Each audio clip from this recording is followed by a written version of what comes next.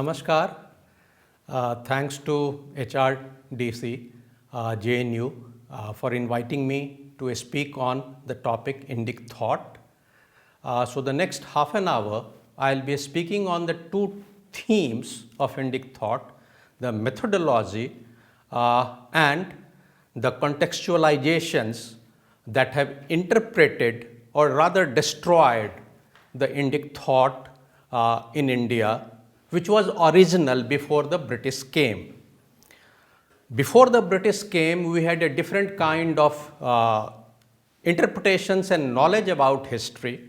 And once the British came, our entire interpretations of Indian history changed.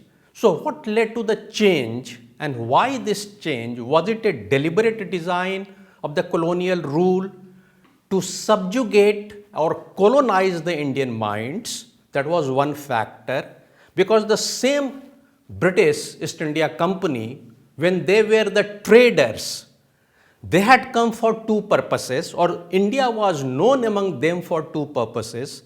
One was the land of desire. The second was the land of wisdom.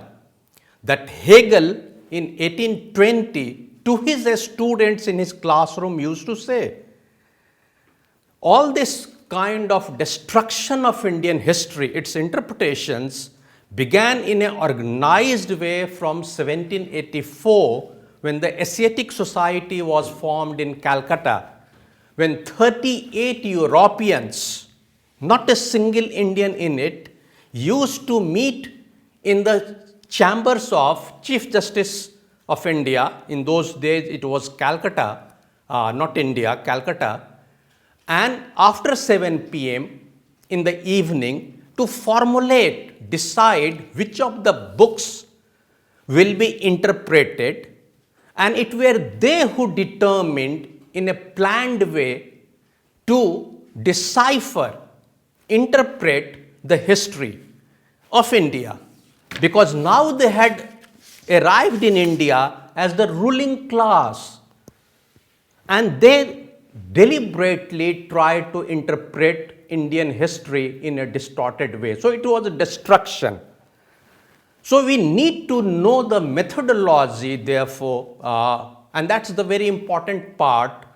The first was when the British came, how were we? That's very important to know.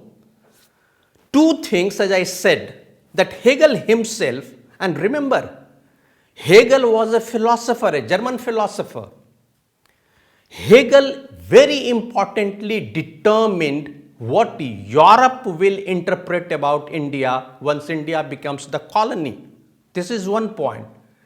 Before that, the East India Company captured its power in 1757 in a battle where, of course, we Indians helped them to capture the power. There was a deal to capture the power between the East India Company and the two business houses. One were the forefathers of Bhartendu, the known Hindi author, the man of the Renaissance in Hindi. And the second was the Nagar Seth, the Jagat Seth, the Jains, and they made a deal. It was a written deal, a contract. It's very surprising to know. And we Indians betrayed with our motherland, and therefore they could conquer us. A very small, insignificant force captured the power within an hour or two. Just imagine that the next day after the victory, from Murshidabad fort, which was the capital of Calcutta or Bengal in those days, 100 boats laden with the precious metals and gold were transported on Hooghly from Murshidabad to Calcutta, the new capital of Bengal, after the victory. 100 boats. So therefore, it's very important to know and contextualize the history of India and the political thought emerging out of that. So in the first section, we'll focus on the methodology and the contextualization, the history.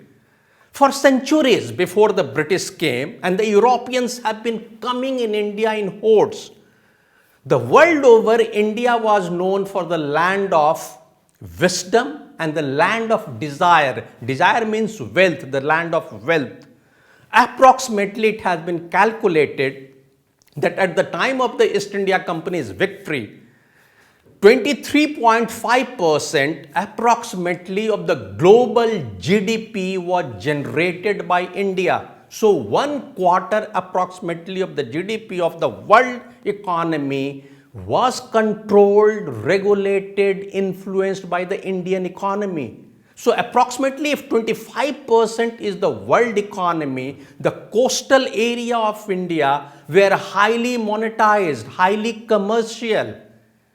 And in a commercial society, it's inbuilt to understand that there must be mobility of labor, a skilled development, a skilled labor. So, caste was essentially a skilled labor, a professional labor, and there was a vertical and horizontal social mobility in a pre-colonial society among the Indians.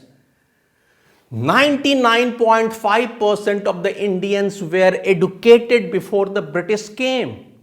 The foreign travelers who came to India, they are saying that 4 essential aspects were taught to every almost Indians. There was nothing like Dalit. The caste structure or the caste society was highly mobilized. An Austrian missionary who stayed in Malabar of Kerala for 13 long years says that, and look here, it's very important, says that those who are academic research, those who are academic scholars, those who are pursuing the path of academic research, they are on the path of being Brahman. So, Brahman was not a caste, it was an academic profession. And roughly 57% of the Dalits and the poor, the so-called Dalits, this metaphor is a modern metaphor. I am using this metaphor to connote, to denote that the different castes of India or the Malabar at that point of time, and this is around 1780-90, already the British East India Company has captured the power in Bengal. So, roughly 57% of the poor from different castes, including girls, used to go to schools. And the education was social centric. It was funded by the society. There was nothing like a state or the government funded. It was a charitable contributions, voluntary donations, social donations. And the girls used to go, and there were 4 aspects which used to be taught. Bhasha Gyan, which is language, arithmetic, simple elementary mathematics, and the third was the alphabets. So, Akshar Gyan, Bhasha Gyan, elementary mathematics, and the fourth was, these 3 were universal, taught all across India in different regions, and the fourth was flexible, that could be taught social moral values. So, before the British came, these 4 were the essential, almost essential components which were taught to different students which were up to class 6th, class 7th, class 8th, something like that. There was of course a wide regional variations. Just imagine in South India, 77% of the population from the different castes and mostly poor, they used to go to schools. Can you imagine in 1028, the edict that has been found recently 4-5 years ago, and every day we are finding there are different kinds of findings now, the latest being Sinoli in Uttar Pradesh near Badhaut, in western UP near Muzaffarnagar or Meerut. In Kerala, we have found a new trading hub. So, 77% of the poor, the destitute, they used to go to schools. So everyone almost was literate. So in this kind of contextualization, the knowledge that were departed to the Indians were, number one, universal, number one, aware about history, Indian history. There were certain commonalities. For example, if you go before the political Islam arrives in India, I'm talking about the 10th, 11th century, 12th century. Of course, Islam in India arrives in installment gradually from 7th, 8th century. During the Prophet's time, Islam did not come to India. Only after his death, the political Islam as a ruling class comes into India from Western India, which is now part of Afghanistan, which is now part of Pakistan. This was a whole of India, the Akhand Bharat, from Kabul, Kandahar area, Balochistan area to Murshidabad, Dhaka. This Akhand Bharat now, in a domain of a space of 150 years, has been divided into three countries, independent countries, three sovereign countries. 150 years ago or 200 years ago, it was not. The first time we find Afghanistan getting separated from India was roughly around 1843-44, because once Maharaja Ranjit Singh died, Maharaja Ranjit Singh territory was partly in Afghanistan.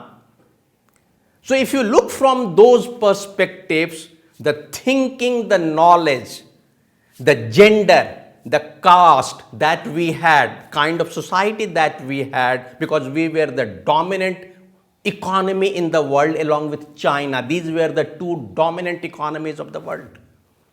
Therefore, in such a dominant economy, and to sustain itself, it was necessary to have a constant upgradation of a skill and knowledge, free but sort of socially compulsory education, etc., focusing on research and Indic traditions, knowledge of history, economy, etc.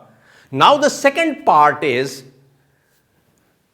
that the colonial rule, once it comes into being, it had a deliberate design that since they have captured this power through the sword by brute force, so in order to rule and in order to colonize the mind, it's necessary that this land of wisdom must be finished off. And not only Hegel and the others, even Voltaire, the French philosopher, is excited about this knowledge traditions in India. In this knowledge traditions, we were open-minded. The best thing that could come from the Asia and the Europe, we were willing to absorb new technologies, new ideas, and anything which was new and suited to us. It must be suiting to us, must be required by the society. It was not a closed society. So Indic traditions has always been open to new ideas. Voltaire was excited about this Indic traditions. Hegel was excited about his sharing this Indic traditions to his students in the classroom in 1820s. But gradually, in order to rule, the destruction begins. Now the Brahmins becomes murderers. Hinduism is interpreted in a very different way. I'll read out some of the facts that what Hegel is citing, so that there is nothing controversial in what I am saying. From 1780s, the Brahmins became immoral. The word is being used immoral. They lost conscience in respect to truth. This is Hegel, he is saying into the classrooms. Hindus became cunning. Look, 20, 30 years ago, 40 years ago, before they had seized the power through deceit, cunningness, and by force of sword, the same Indians, the same Hindus, the same Brahmins are the land of wisdom.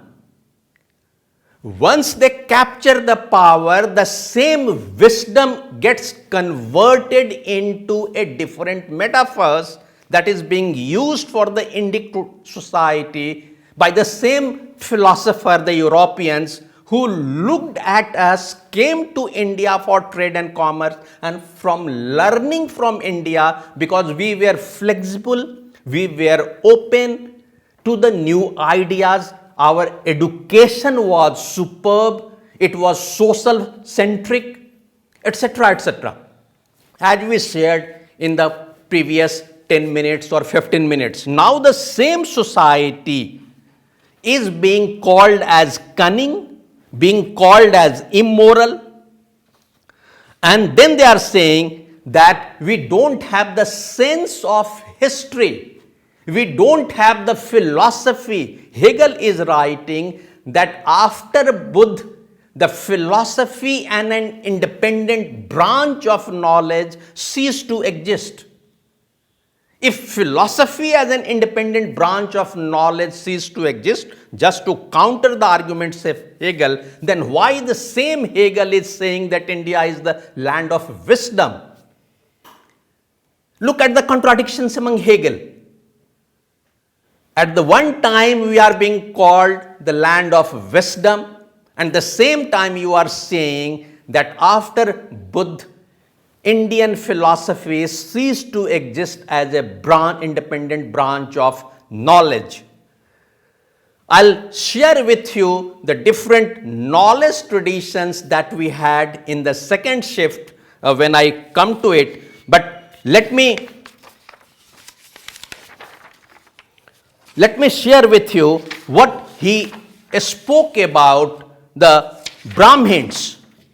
Similarly, he is saying about the Brahmins as murderers, lazy fellows, not working.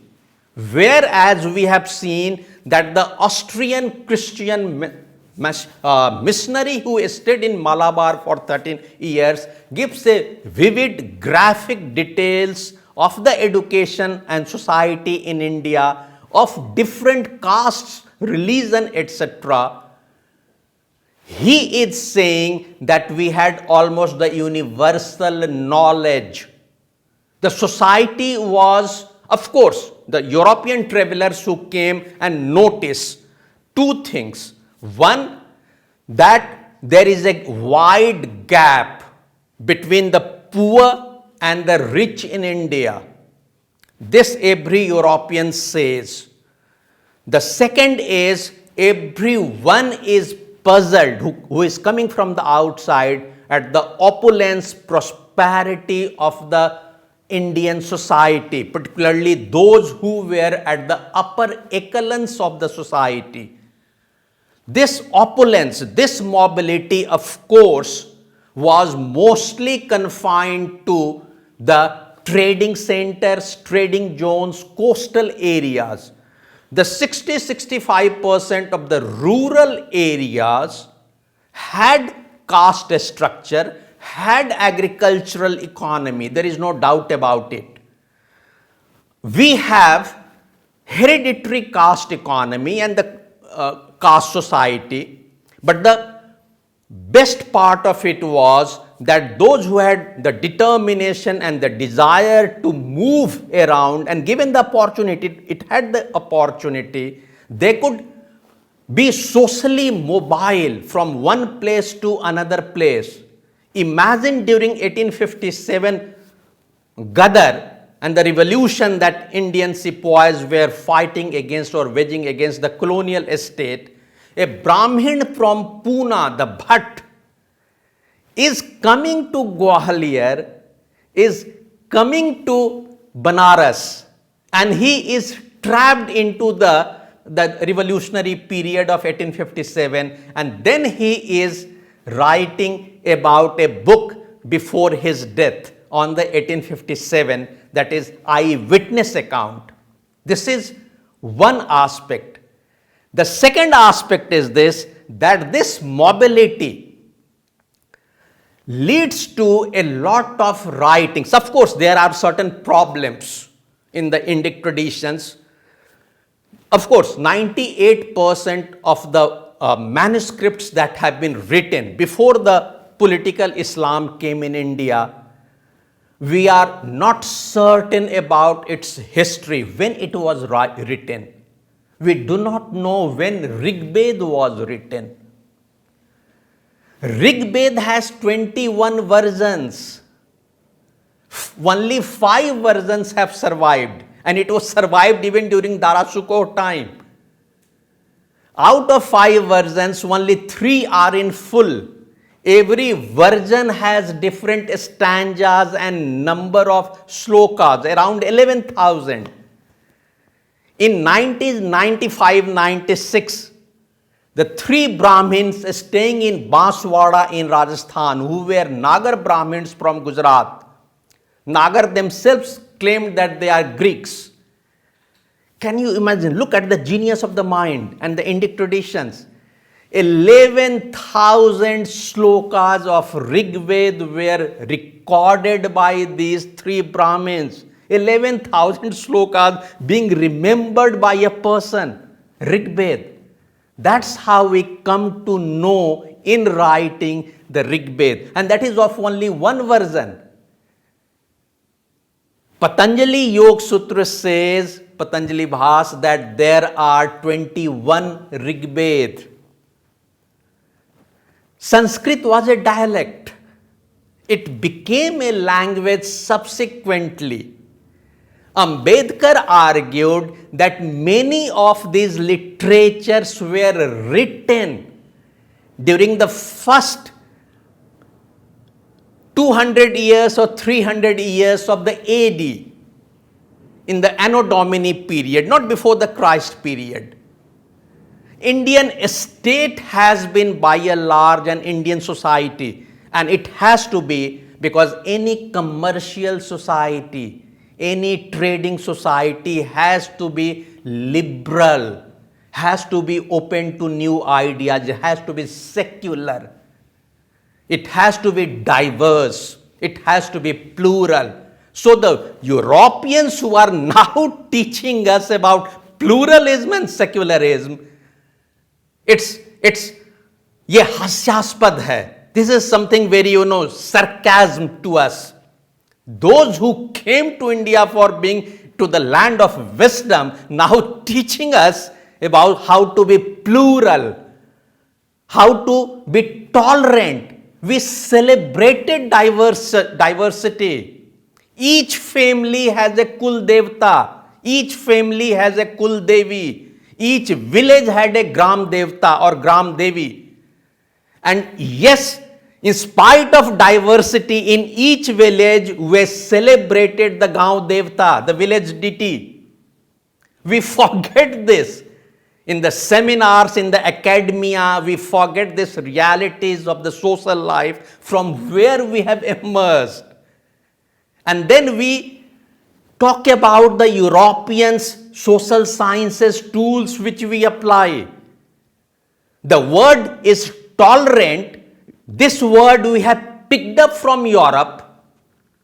We have been celebrating diversities. Each family with a different Kul Devta and Devi, celebrating a Gaon Devta, a village deity, celebrating. The different villages celebrating the sub-regional, regional Devta and Devi. Every 20 kilometers across the villages, we have a different deities. So, celebration of diversity has been inbuilt in the Indic history traditions, and we in academia using the word tolerance, which is absolutely seems to be nonsense to us. So, interdisciplinary study of social sciences is must for a better holistic education.